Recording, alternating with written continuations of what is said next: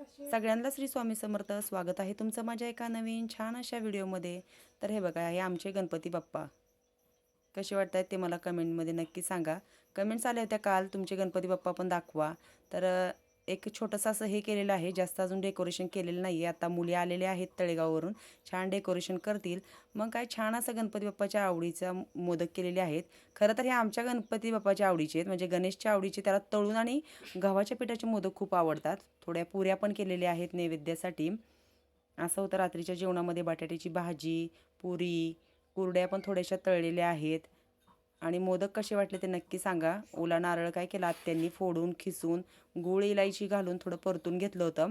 आणि नंतर मी काय केलं, छोट्या छोट्या पुऱ्या हे करून त्याच्यात सारण भरून मोदक केले आणि ते तळलेत. उकडून पण खूप छान असे गव्हाच्या पिठाचे मोदक लागतात. मला तर ना गव्हाच्याच पिठाचे खूप छान आवडतात. गणेशला पण तसंच आहे, म्हणून म्हटलं चला आज आता बनवूयात. मग आता मुली एक एक एक एक सगळं बनवतील आणि ह्या कुरड्या राहिल्यात माझ्या तळायच्या. तर मोदक कसे वाटले ते मला कमेंटमध्ये नक्की सांगा. खूप छान असे मऊ झालेले आहेत, कडक होत नाहीत.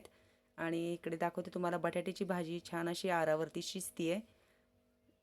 हे बघा, रस्सा भाजी बनवलेली आहे. सकाळची भाजी वरती ठेवलेली आहे गरम करायला. आता गणपती बाप्पांना देतो जेवायला. आरती वगैरे झालेली आहे आमची करून.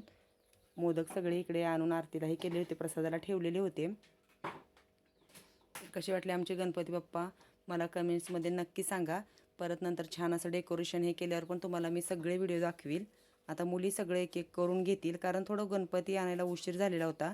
मग त्याच्यामुळे काय मी आपलं साधं मी केलेलं होतं. आणि गणपती बाप्पाला पण आता हे करून नैवेद्य अर्पण करून आम्ही सगळेजण बसलो जेवायला. मुलींना यायला खूप असा उशीर झालेला होता, 10 वाजलेल्या होत्या. मग आम्ही सगळे बसलो जेवायला. भेटूया पुढच्या एका छान व्हिडिओमध्ये.